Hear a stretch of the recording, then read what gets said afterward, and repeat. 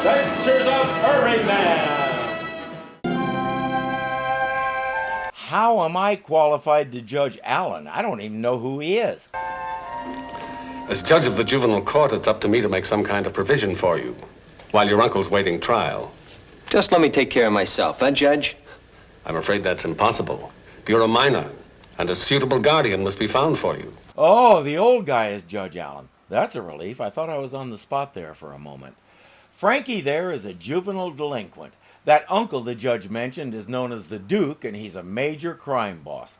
A combination of investigation by the Daily Planet and some timely intervention by Superman put him behind bars.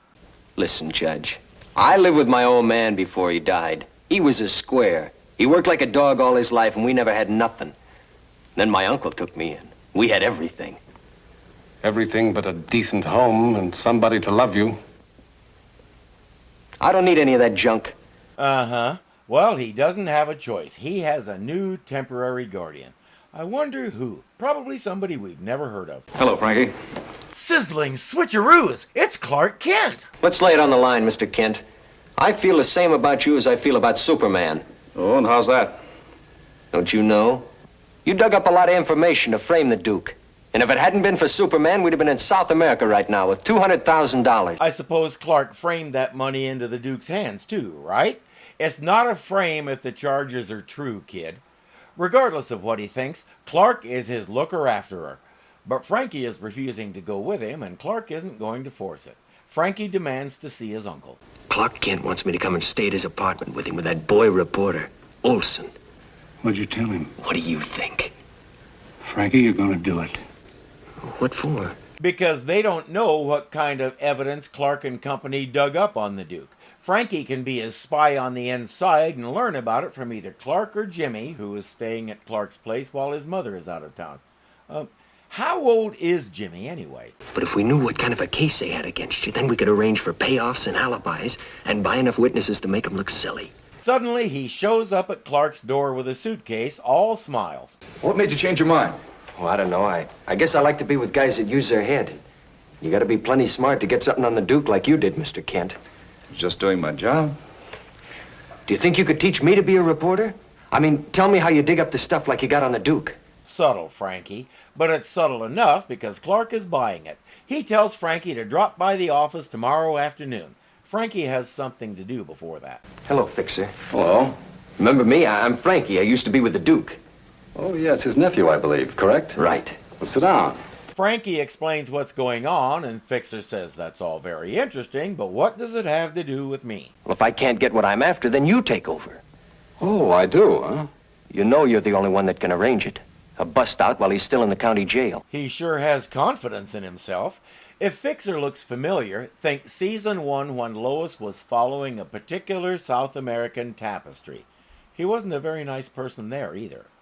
He'll arrange it if necessary, for a price. Count it, Fixer. As I said before, my price is $5,000. Down payment. What do you mean, down payment? I mean you'll have to guarantee another $5,000 after the job.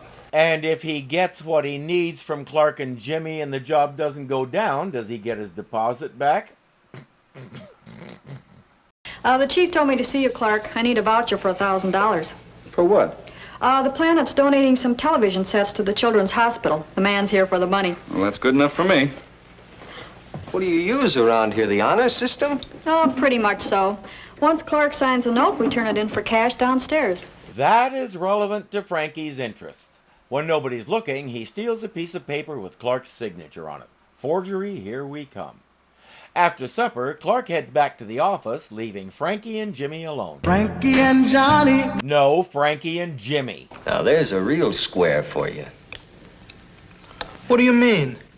I think Mr. Kent's a pretty swell guy. No offense meant. It's too late for him to change anyway. But it's not too late for you, Jim. What are you driving at?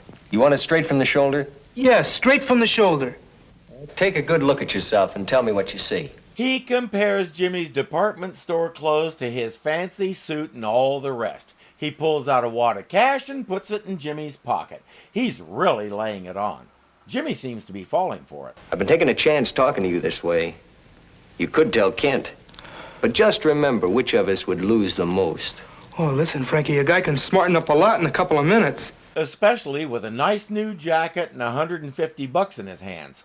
The part Frankie isn't telling is that's about all he has left. He gave the rest to Fixer for something that may or may not happen. Remind me who's the smart one? During the night, Frankie breaks into Clark's desk and steals the file with the evidence against the Duke. What's he gonna do with it? Who is it? Frankie, I gotta make it fast. Kent might come back any minute. I got it.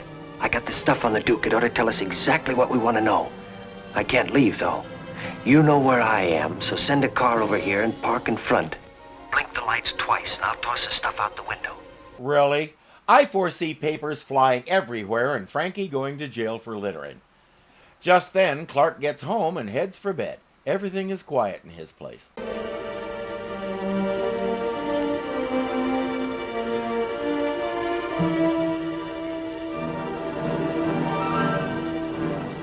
It's hard to tell what it is. It looks like a pen or pencil or something. Whatever it is, he knows it came from inside his desk, so he knows somebody was in his desk. The list of suspects is pretty short.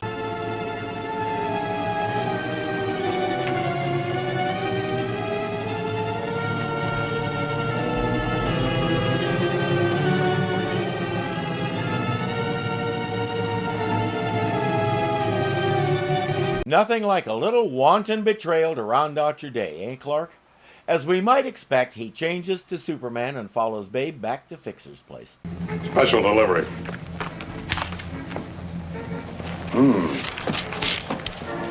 A highly incriminating assortment of data if I ever saw it. He'll take that if it's all the same to you, but Fixer points out that Babe picked the file up from the sidewalk, so there's nothing to charge him with except picking up litter without a permit. Isn't it a little late for you to be up reading, Fixer? Well, at least if I don't get to read this, nobody else will. Almost takes your breath away, doesn't it? Gee, Superman, I was only following orders. Shut up. All right, Superman, so you've got it. So good night. But please, if you don't mind, open the door before you go through it. I half expect Superman to walk right through it just out of spite. Since Fixer couldn't hang on to the file, it's on to Plan B. Frankie needs to forge Clark's signature on a voucher and get the money so Fixer can break the Duke out of jail. Fixer's already on the job. Hey, I'm gonna knock off early. Tell the chief I figured I did enough work for one day. That's all. Come here. Come right here. I mean it. He's been throwing this attitude around all day. Clark wants to know what his deal is. Last night, Frankie started talking to me. He tried to sell me a bill of goods to get me to throw in with him and Duke.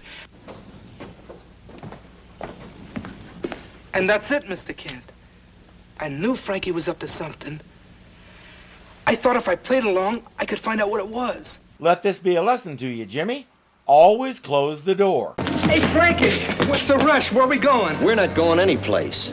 Hey, what's the matter? You talk like Like I just heard what you told Kent upstairs. Oh. Yeah. And I thought we were gonna be pals. I must be going soft in the head when I start figuring I got friends that'll stick by me. That's right. Instead, you have friends like Fixer who will stick by you to the end for $5,000. Otherwise, you can go to... All right, Frankie, in the car. You, beat it. Save yourself some trouble. No, I'm staying with Frankie. You better do like he says. No, I'm sticking. Okay, but don't say I didn't give you a chance. Now get in the car, both of you. They drive to an alley where Babe starts demanding that Frankie give him the money, not Fixer, because the Duke owed him $5,000. Frankie keeps insisting he has to give Fixer the money to spring the Duke. There was a sucker born every minute. You took care of about an hour's worth, kid. What do you mean? A couple of months ago, the Duke got in trouble with a river gang. They said one of the Duke's boys was operating in their territory, right? Yeah, so far, yeah. A week later, you got nailed in an alley and beat up real good, right? Yeah. I'll settle that someday, too. Then settle it with the Duke. The Duke had to show his good faith. He had to let the river gang teach somebody a lesson. Frankie doesn't want to believe it, but Babe is just getting started. He says, remember how you guys were going to South America? Yeah? Where are the plane tickets? Right in my pocket. They gave me his stuff when they threw him in jail. Look at him.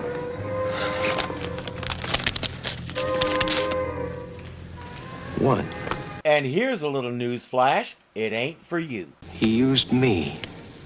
Just like he used everybody else.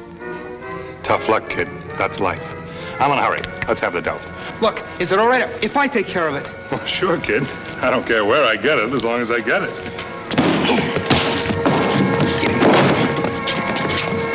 Seems like there's a lot more to Jimmy than we thought. And Frankie has a surprise coming. He said something to Jimmy in passing that he forgot, but Jimmy didn't. Now, all together. Happy birthday, Frankie. Frankie is a little blown away. I don't know what to say. I've never had a party before. And I'm 29 years old. Suddenly, he has to make a phone call. Hello, this is Frankie. What are you doing? You should be on your way. I'm not going. It's all off. What do you mean, all off? I can't stop it now. Tell him about Babe and the $5,000. That should keep Fixer busy for a while. At 7 o'clock tonight, the Duke is coming out of that manhole in the back of the stadium. He'll be armed. And if you're not there to meet him, somebody's going to get hurt. If that somebody is the Duke, so be it. But Superman won't let any of it happen. While they turn out the lights and have Frankie blow the candles out, Clark slips out.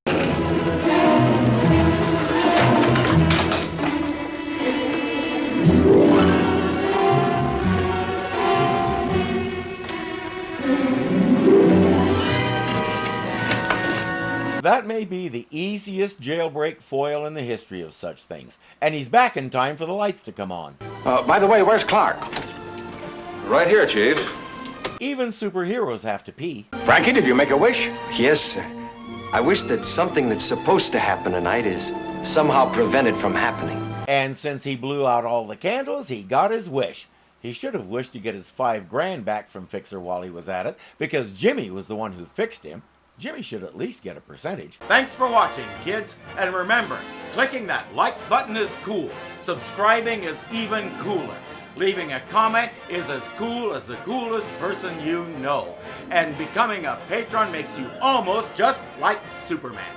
So don't hesitate. Do it today. Until next time.